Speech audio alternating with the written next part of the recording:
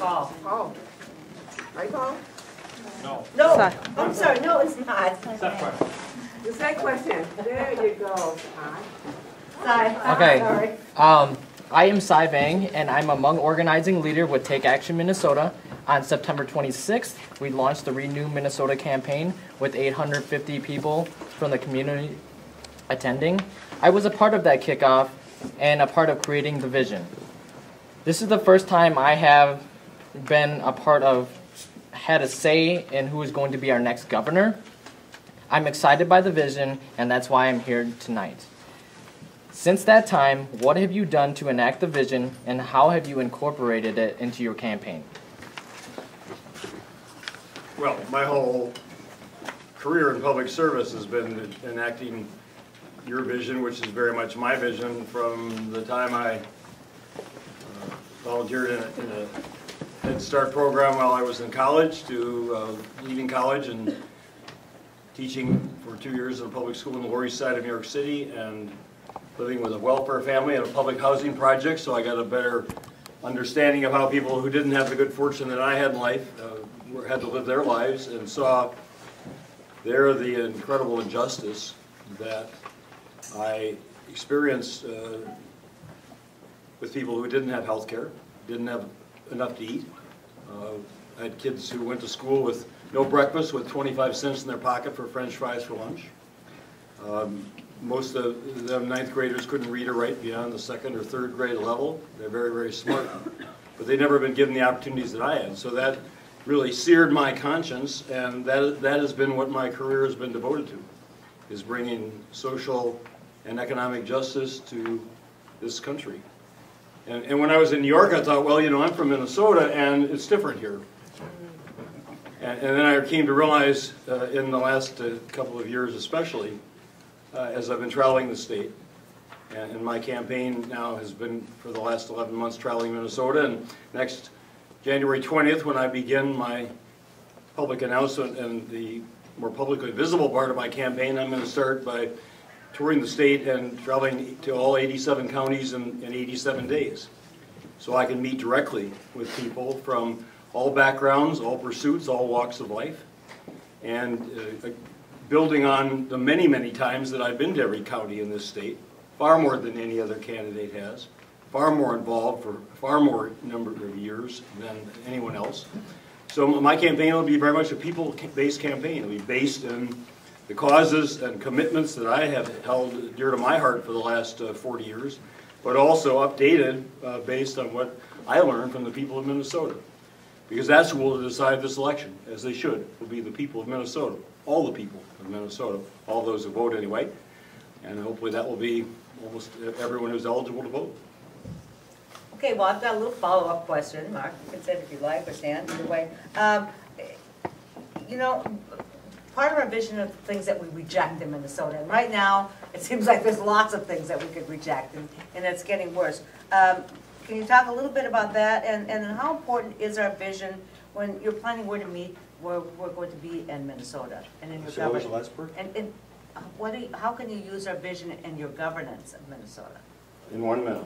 Right. What I reject is just about everything that Tim Pawlenty's done, including his abandonment of the state, but abandonment of the values that we share as Minnesotans, a progressive tax system. We've got a steeply regressive system. A commitment to public education. He's cut back that drastically, to early childhood education. He's cut that in real dollars by 11%. We're one of the worst states right now in terms of access of children and school readiness, the access to child services and school readiness of any state in the nation. I mean, it's disgraceful. It's shameful what he has done and those who support his view to the state.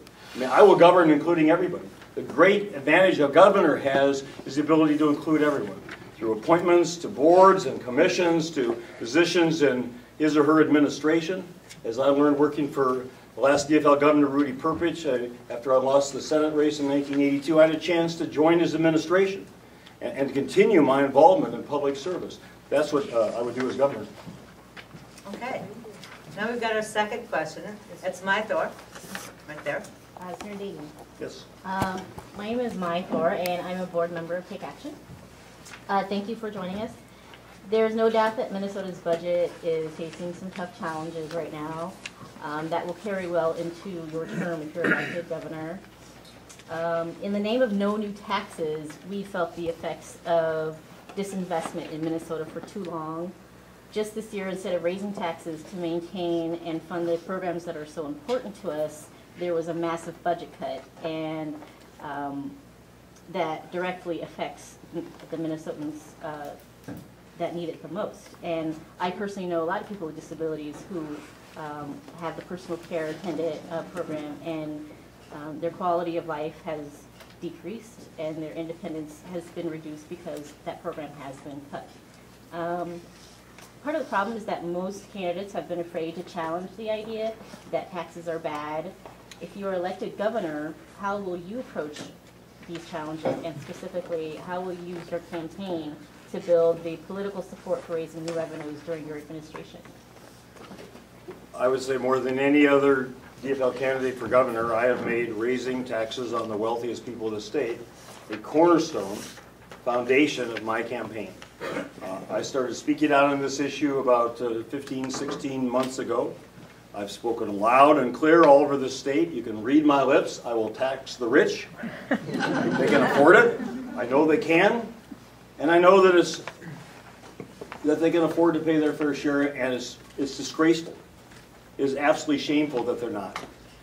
According to Tim Plenty's own Department of Revenue, the wealthiest 10% of the people of Minnesota are paying only 3/4 of their proportionate share of income in state and local taxes.